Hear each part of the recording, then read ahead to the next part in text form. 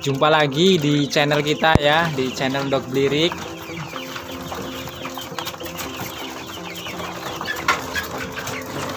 Ini puyuh-puyuh jantan kita guys. Kemarin mencoba kita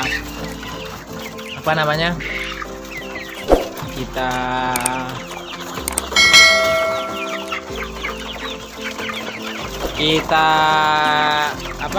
kita coba besarkan ya di sini ya, yang jantan-jantan.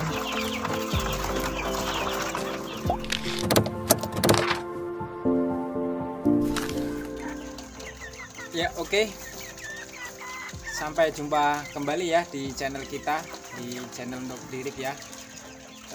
Saya ucapkan terima kasih yang sudah stay tune ya, untuk mengikuti kegiatan-kegiatan di peternakan kita ya. Saya ucapkan banyak terima kasih. Jangan lupa subscribe yang belum subscribe ya. Subscribe itu gratis ya. Tinggal menghidupkan tombol loncengnya, tekan tombol merah dan loncengnya dihidupkan ya guys ya. Oke guys, video kali ini kita akan membahas apa guys ya, karena kemarin kita bingung ya mau bahas apa untuk membuat video ini. Puyuh-puyuh kita yang jantan ya, kita coba besarkan di sini ya. Ternyata di sini memang udah full ini ya. Ini jantan-jantan semua ini. Tidak ada yang perempuan kayaknya ya.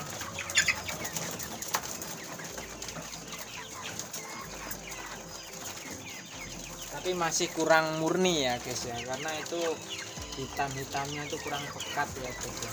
Itu kurang murni karena itu baru kita satu kali pemurnian ya, yang betina hitamnya ya. Karena kita kalau menunggu untuk murni betul itu ya sangat lama ya guys ya. Jadi kita bertahap, setelah nanti indukan yang ini sudah tua kita akan murnikan lagi ya. Jadi seperti itu.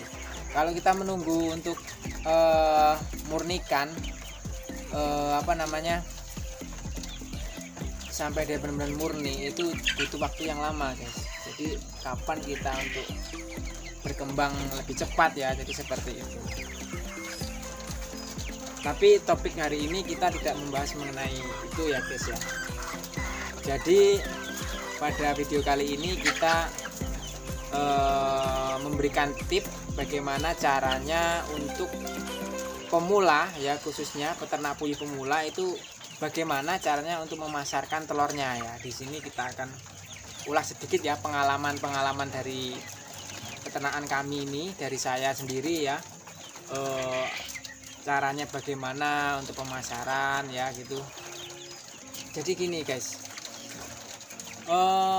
pertama saya ternak itu ya sedikit ya, dari 30 kemudian nambah dan nambah ya guys ya. Itu awal itu kita sudah ternak ya, terus kemudian udah bertelur, puyuh itu sudah bertelur, itu kita baru mulai cari pemasaran itu di warung-warung ya guys. Yang pertama kita lakukan di warung-warung. Karena kenapa kita ke warung-warung terlebih dahulu? Karena kapasitas kita sangat sedikit.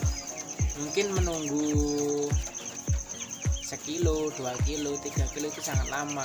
Sampai bisa 2 hari, 3 harian. Seperti itu ya guys ya. Jadi kita pertama itu kita ke warung-warung kecil ya. Jadi warung-warung sayur yang di situ mau menjual telur puyuh ataupun yang sudah menjual ya. Jadi kita tawarkanlah di situ ya, di warung-warung itu, Bu, di sini kita punya telur puyuh dengan kapasitas sedikit, boleh nggak kita kalau mau jual telur di sini? Ibaratnya kita menawarkan terlebih dahulu. Jika warung-warung itu atau warung-warung sayur lah intinya ya, di situ tidak mau membeli ataupun mau menjualkan telur kita rayu ya guys ya, bagaimana caranya dia mau. Kalau dia tidak mau untuk apa namanya untuk menjual telur kita ya, kita rayu dengan caranya seperti ini guys. Kita taruh terlebih dahulu ya telur kita ini ya, kita titip lah terlebih dahulu, setelah laku baru kita ambil uang. Jadi seperti itu selama puyuh kita itu hampir 500 ekor ya. Jadi dari 30, 100 dan seterusnya sampai 500 ekor itu kita baru beranjak ke ini, ke mana, ke pengepul ya. Jadi di situ kalau sudah 500 kita udah kurang lebih 2 harian sudah bisa satu ikat lah 10 kiloan. Jadi 2 hari 3 hari lah ya. Jadi kita bisa langsung ke pengepul. Pengepul pun itu biasanya tidak mau guys, karena dia kapasitasnya banyak mintanya. Jadi seminggu itu bisa minta 5 iketan ataupun 2 hari sekali 1 ikat seperti itu. Jadi sangat-sangatlah sulit ya kalau di awal kita pemula untuk peternak ya, untuk skala kecil.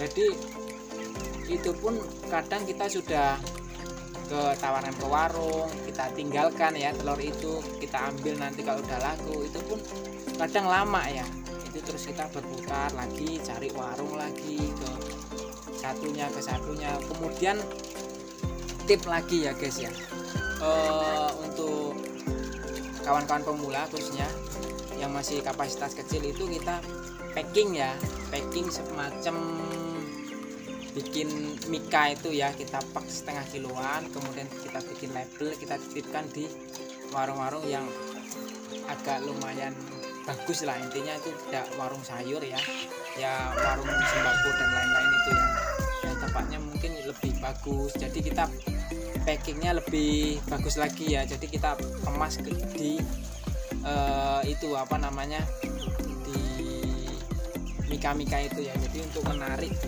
daya beli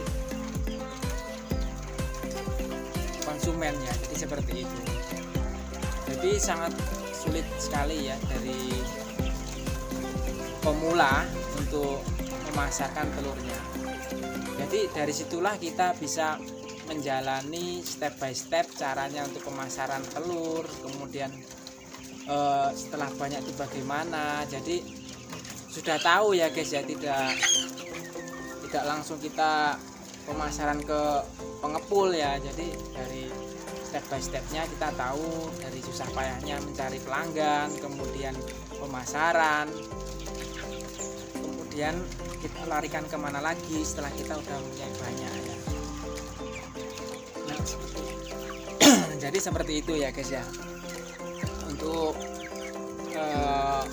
pemasaran kita ya, untuk skala rumahan, khususnya untuk puyuh rumahan ya.